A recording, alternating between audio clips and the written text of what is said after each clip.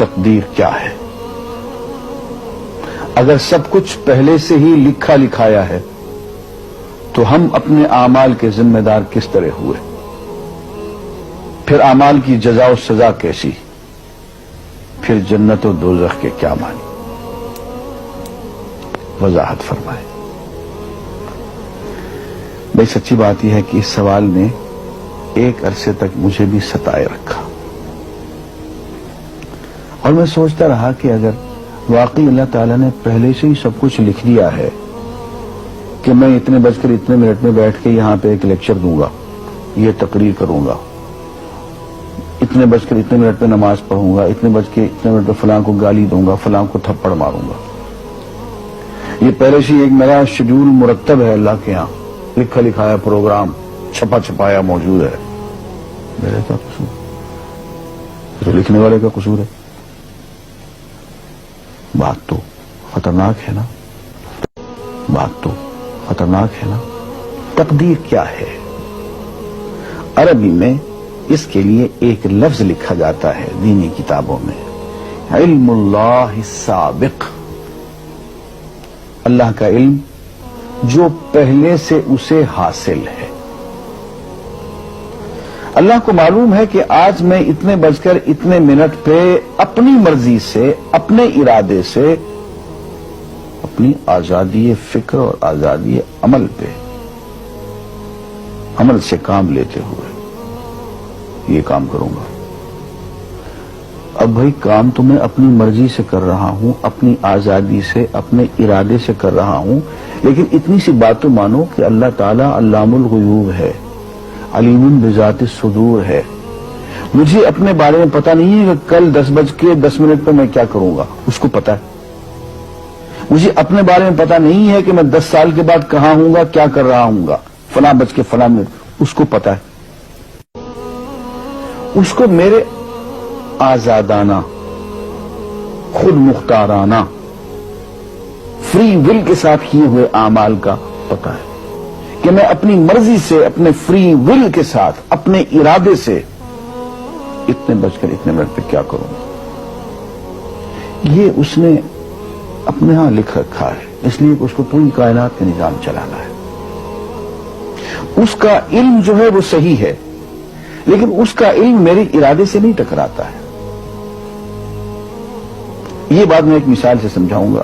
میرے ساتھ ایک واقعہ پیش ہو گیا، اس دن مجھے تقدیر سمجھ میں آ گئی کہ ہوتی کیا۔ 1971 کی بات ہے کہ یہاں اکاؤنٹنٹ جنرل آفس میں میں ڈپٹی اکاؤنٹنٹ جنرل تھا۔ اس زمانے میں ایک مشہور نجومی تھا شیخ صادق، یہاں قلعہ گزر سنگھ میں رہتا تھا۔ وہ پتہ نہیں بیچارہ زندہ ہے یا فوت ہو گیا۔ انہوں نے دروازہ کھولا، میرے کمرے میں آ گیا۔ کیا صاحب، ہم آپ کی خدمت کرنا چاہتے ہیں، ہم آپ کو مستقبل کے بارے میں کچھ بتانا چاہتے ہیں۔ میں نے کہا میرے پاس فضول باتوں کے لیے وقت نہیں ہے، میں علم نجوم وغیرہ کو، اس قسم کے یہ فضول باتوں کو میں نہیں مانتا ہوں، مشغول آدمی ہوں، ان چکروں میں مجھے مت ڈالو۔ انہوں نے کہا سر مجھے صرف 1 منٹ تو آپ دے دیں۔ میں نے کہا ہاں 1 منٹ دیتا ہوں۔ اس نے ایک بہت بڑا کاغذ میرے سامنے لکھا جس پہ 40 خانے بنے ہوئے تھے، 40 چیزوں کے نام لکھے ہوئے تھے، مختلف چیزوں کے نام، کتاب، قلم، اینک، کاپی، دوات، پینسل، میز، بادل، برکھا، مسجد، مندر، ایسی ایٹ رینڈم چیزوں کے نام، 40 چیزوں کے نام لکھے ہوئے تھے۔ وہ کہنے صاحب آپ ان میں سے کسی ایک چیز پہ انگلی رکھ دیں یا اس کا نام آپ اس کاغذ پہ لکھ دیں۔ اور مجھے یہ کہتے کہتے اس نے ایک پیس آف پیپر میری میز سے اٹھایا اور اس پہ کچھ لکھا اور اس کو یوں الٹا کے رکھ دیا۔ میں نے کہا تم نے یہ کیا کیا؟ کہنے لگے جی میں نے وہ چیز لکھ دی ہے، وہ نام جو ابھی آپ لکھیں گے۔ تو اب میں پریشان ہو گیا۔ تماشا کی بات ہے نا کہ جو چیز میں سوچ سوچ کے اپنے ارادے سے، اپنی مرضی سے ابھی لکھوں گا، اس نے پہلے جو لکھے وہاں رکھ چھوڑ دیے میرے سامنے۔ اب میں سوچ میں پڑ گیا کہ یار وہ چیز لکھوں جو اس نے نہ لکھی ہو، کبھی میں اس کا ارادہ کروں، کبھی اس کا ارادہ کروں، میں تنگ آ کے آخر میں نے کسی ایک چیز کو لکھ دیا، میری یہ ہے۔ اس نے جب وہ الٹایا تو وہ وہی چیز نکلی۔ اب پتہ نہیں یہ کیا چکر تھا اس کا، خدا ہی جانے۔ کوئی اس کا علم ہوگا، کوئی فن ہوگا، کوئی تک بازی ہوگی، تک بندی ہوگی کوئی. لیکن اس دن مجھے پتا چلا کہ یار اس کو جو کچھ میں نے لکھا ہے اپنے ارادے سے لکھا ہے، اپنی مرضی سے لکھا ہے، اس سے پابند ہو کے نہیں لکھا. کبھی اس میں انگلی لگاتا تھا، کبھی اس پہ، کبھی اس پہ، آخر چن کے ایک لکھا میں نے. لیکن اس کا بخت کو پہلے سے پتا تھا کہ میں کیا لکھنے والا ہوں، اور اس نے پہلے سے وہاں لکھ کے رکھا ہوا تھا. میں نے کہا یار ایک محدود علم والا آدمی میرے آئندہ کے اعمال کو اپنے ہاں لکھ کے رکھ سکتا ہے. چن کے وہ عمل میں اپنی مرضی سے کر رہا ہوں، اپنے ارادے سے کر رہا ہوں، کوئی مجبوری نہیں ہے اس میں. لیکن وہ میری مرضی والا عمل، میرے اپنے ارادے سے کیا ہوا عمل، پوری آزادی کے ساتھ کیا ہوا عمل، اس نے پہلے سے اپنے یہاں لکھ کے رکھا ہوا.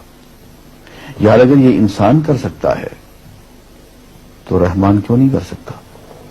اس نے میرے سارے اعمال جو میں آئندہ چل کے کرنے والا ہوں، وہ سارے کے سارے اعمال اس نے اپنے یہاں لکھ کے رکھے ہیں. اس کو انتظام کرنا ہے، میرے رزق کا انتظام بھی کرنا ہے، آگے میری زندگی، میری موت میں، میری قبر میں اکوموڈیشن کا پتہ نہیں کہاں کا میرے اس نے انتظامات کرنے ہیں. تو میرے بارے میں اس نے سارا کا ڈیٹا کلیکٹ کر کے رکھا ہوا ہے اپنی انفارمیشن کے لیے کہ یہ اپنی مرضی سے کیا کیا کچھ کرے گا.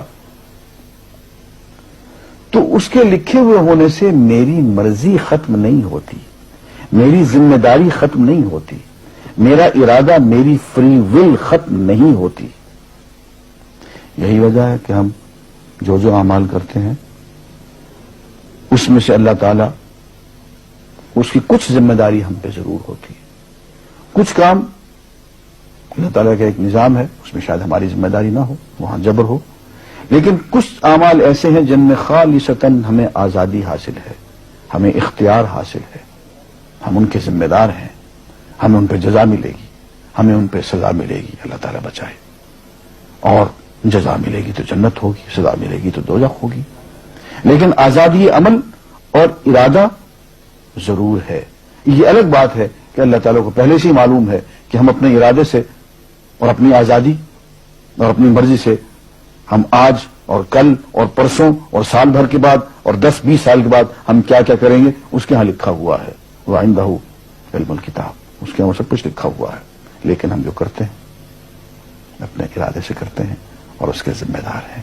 وآخر دعوانا الحمدللہ رب العالمین.